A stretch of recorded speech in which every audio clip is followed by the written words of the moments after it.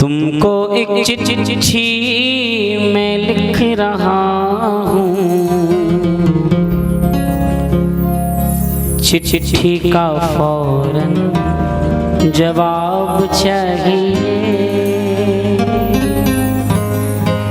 एक बाबा का प्रेमी नया जिसने बाबा के दरबार के बारे में कभी सिर्फ सुना है, देखा नहीं है, सुना है। दिन प्रतिदिन उसकी हालत खराब होती जा रही है। कुछ शाम प्रेमी मिले, कहने लगे तू परेशान मत हो, तू एक बार खाटू चल हमारे कहने से, और तू अगर एक बार खाटू चला गया ना तो मेरा ये विश्वास है कि उसके बाद तुझे दुनिया में कभी हाथ फैलाने की जरूरत नहीं पड़ेगी। कहने लगे कब जाना है? कह रहे एकादशी को। कह रहे बस तू हाँ कर, बाकी सब हम अपने आप कर लेंगे। एकादशी का दिन आया, शाम प्रेमियों ने फोन किया, उसने फोन ही नहीं उठाया। फोन बज रहा है सामने, लेकिन क्या यार कुछ करना नहीं पड़ेगा, कुछ देना नहीं पड़ेगा, लेकिन प्रसाद तो लेना पड़ेगा।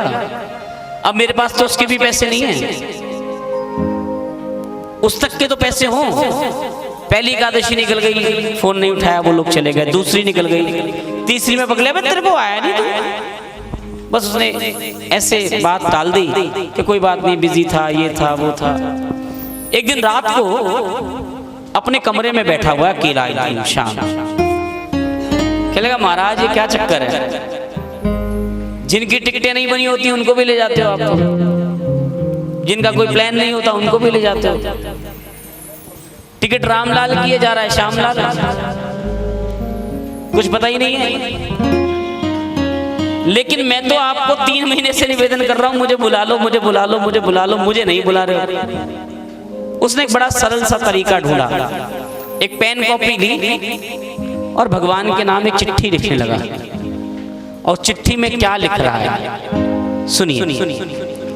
तुमको एक चिट्ठी मैं लिख रहा हूँ, चिट्ठी का फौरन जवाब चाहिए। कर्मों का मेरे क्या लेखा जोखा,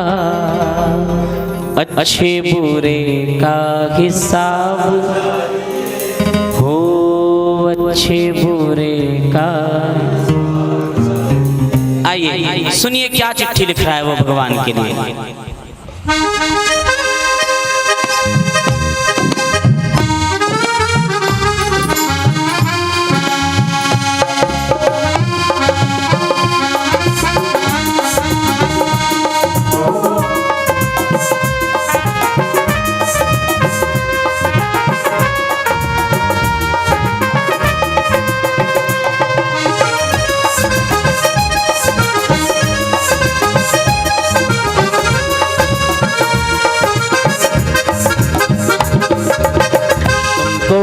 चिट्ठी मैं लिख रहा हूँ, चिट्ठी का फौरन जवाब चाहिए।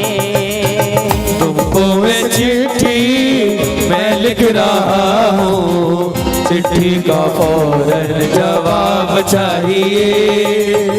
कर्मों का मेरे क्या लेखा जोखा, अच्छे बुरे का हिसाब चाहिए।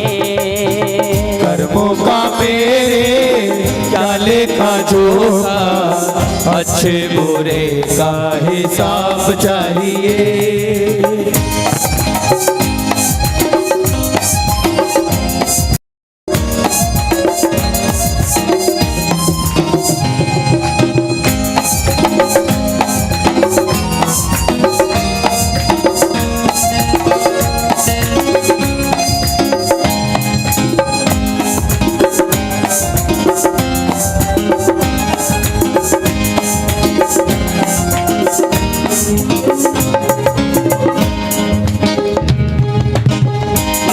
क्या सोचा था हमारे लिए ऐसे में भाई,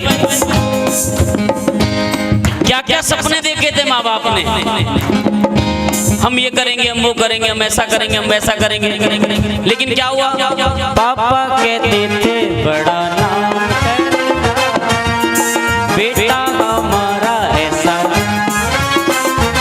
मगर ये तो कोई न जाने ये मेरी मंजिल। पापा कहते हैं बड़ा नाम करेगा, बेटा हमारा ऐसा काम करेगा, मगर ये तो कोई न जाने ये मेरी मंजिल है कहाँ। माँ बाप ने न जाने कैसे कैसे सपने देखे थे मेरे लिए, लेकिन प्रभु इतना भी जुगाड़ नहीं कि तेरे दरबार आ पाऊं। अब चिट्ठी में लिख रहा है, पहले पहले चिट्ठी में,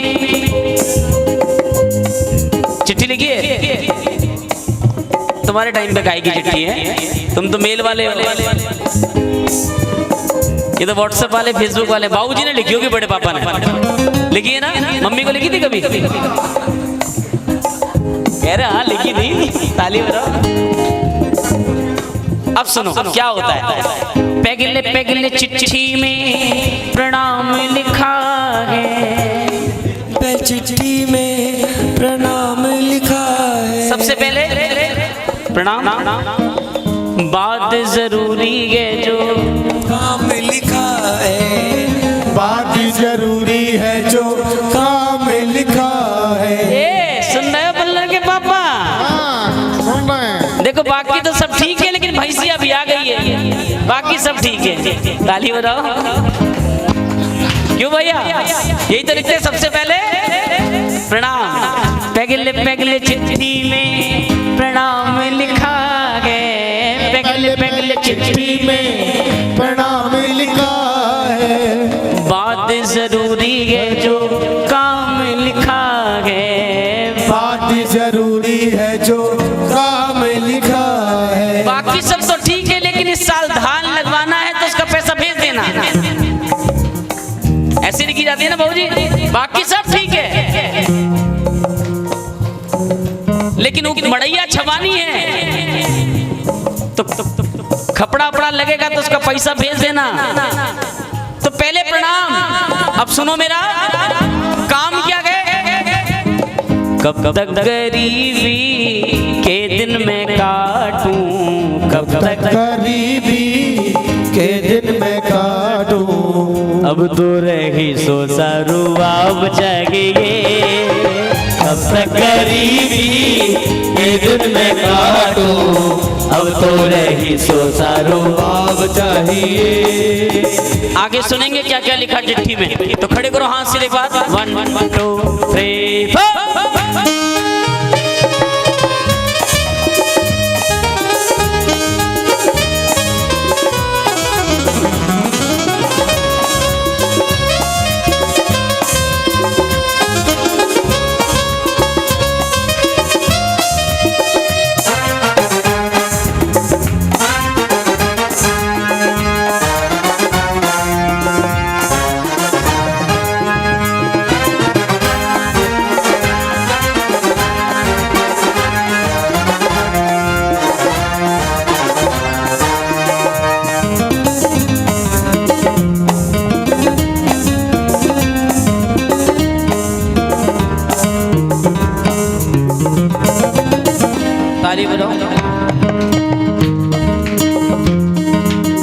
खुशियों के धोखे में दोबारा गम में देरी है सजा तो देना अगले जन्म में। खुशियों के धोखे में दोबारा गम में देनी है सजा तो देना अगले जन्म में। हे मेरे बाबा, अगर आपको मुझे सजा देनी है कि तूने अच्छे कर्म नहीं किए तो उसकी सजा इस जन्म में मत देना, अगले जन्म में देना।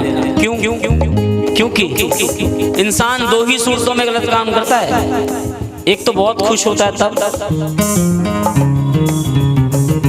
बहुत खुश होगा तब गलती करेगा, उसका सेंस खत्म हो जाता है, सोचने का समझने का सेंस खत्म हो जाता है।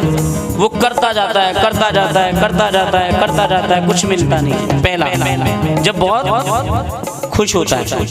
दूसरा तब जब बहुत परेशान होता है, बेचारे के पास इतनी मजबूरी होती है कि वो कुछ कर ही नहीं सकता। कौन बनना चाहता है चोर, बताओ? कौन बेईमान बनना चाहता है कोई? लेकिन करे क्या? अब सामने से आवत ही नहीं है तो जावत कहां से होगी? कहीं से आ ही नहीं रहा, लग रहा है तो आदमी देगा कैसे? कौन चाहता है बेईमान बनना? या तो खुशी में गलती करता है या गम में करता है। तो भगवान के चरणों में प्रार्थना कर रहा है, परमात्मा अगर मैंने खुशी में कोई गलती कर दी हो, मैंने गम में कोई गलती कर दी हो और आप उसकी सजा देने के लिए बैठे हो इस बार, तो इस जन्म में मत देना। कब देना? खुशियों के धोखे में डूबा रहा गम में, देनी है सजा तो देना अगले जन्म में। देनी है सजा तो देना अगले जन्म में। क्यों? मैंने सजाए सुंदर जो सपने, होने हकीकत वो ख्वाब चाहिए। मैंने सजाए सुंदर जो सपने, होने हकीकत वो आज चाहिए। और अगर आप चाहते हो कि नहीं,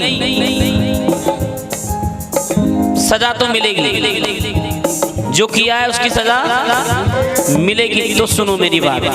अगर सजा देना ही चाहते हो तो एक काम करना, करना सितम तो मुझे देना इशारा, करना सितम तो मुझे देना इशारा। मेरे कर्मों की सजा अगर देना तो किस रूप में? अगर इशारा अच्छा लगे तो तालियां बजाना। कैसा इशारा कह रहा है? करना सितम तो मुझे देना इशारा, करना सितम तो मुझे देना इशारा। रखना हमेशा मुझे बिल्कुल कंवारा।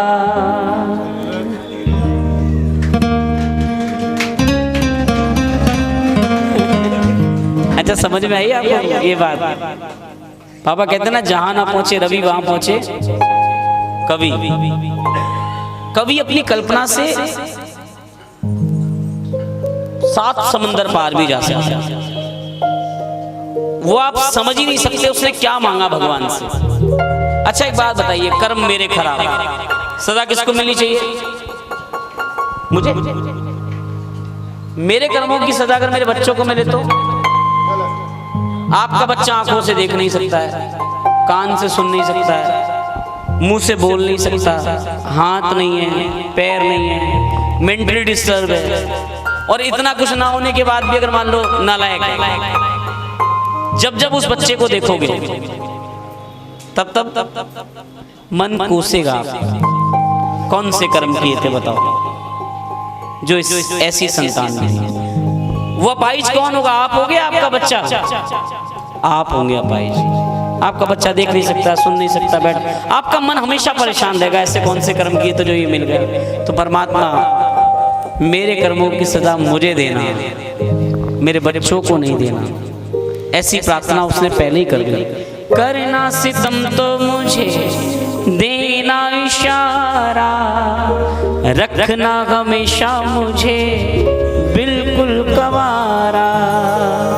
धुल जाए जीवन के पाप सारे, करने को ऐसा शबाब चाहिए। और अंत में कहा भगवान को, ज्यादा क्या कहूं मैं, बस